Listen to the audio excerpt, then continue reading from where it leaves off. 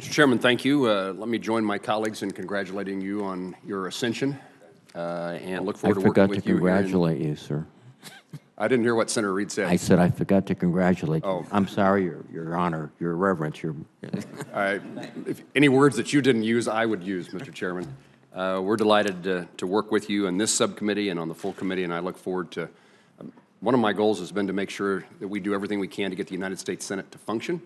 The appropriations process is key to that, and I know you are committed to doing that, and I want to be your ally. General, thank you for the time that generous time that you devoted to me and my staff yesterday. Many of my questions we addressed in that setting.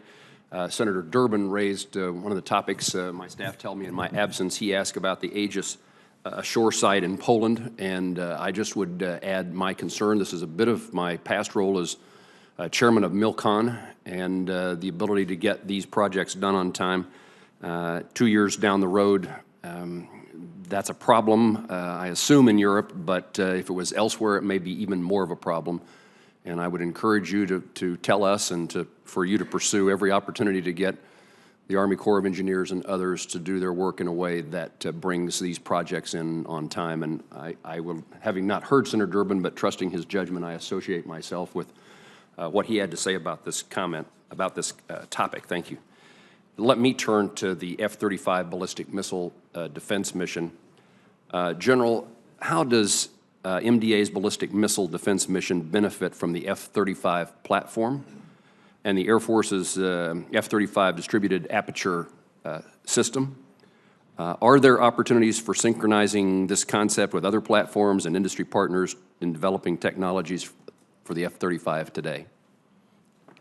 Thank you, Mr. Senator.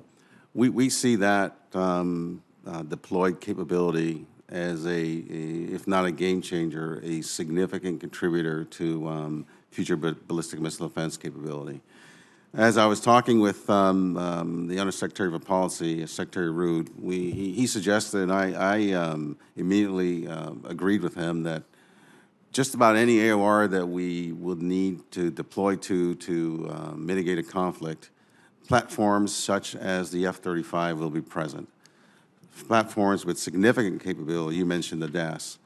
And our job is to look outside of the classic missile defense system, the THAADs and the LRDRs and the UEWRs and the Cobra Dane radars, and look for sensors or shooters that would be able to contribute when integrated into the BMDS. And we see the F-35 as one such platform. And we've been working with the Air Force for the last, at least the last few months, and then we did a test with them a few years ago on that platform to demonstrate that capability. The concept is any shooter, any sensor connected with our command and control battle management system to mitigate some or part of the threat. So those platforms are likely going to be where the conflict is in significant numbers, large numbers, and the opportunity we have is to leverage, as an example, that sensor capability, integrate it with other sensors in BMDS sensors, and then provide engagement quality information to our interceptors. So it's a tremendous potential that we're going after. If we looked at a timeline, how would you see things develop over the future? Let's see. I'd say 6 to 7 years to essentially work the concept of operations, which is not my area. That's with the combatant commander. The resource, dedication of those resources to some are part of the BMDS mission. That's a service issue to go work. But working with them to not only develop the capabilities, if it's sensor-based or if it's a new fast missile that's hung on the end of the bottom of an F-35 to do the BMDS mission, integrate those capabilities, test them, and deliver them into the theater for operations.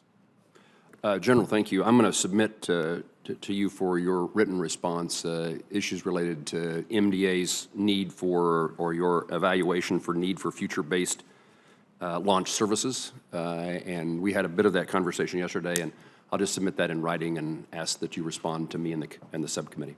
Yes, Mr. Senator. Thank you for your service and thank you for your testimony. Thank you, Mr. Chairman.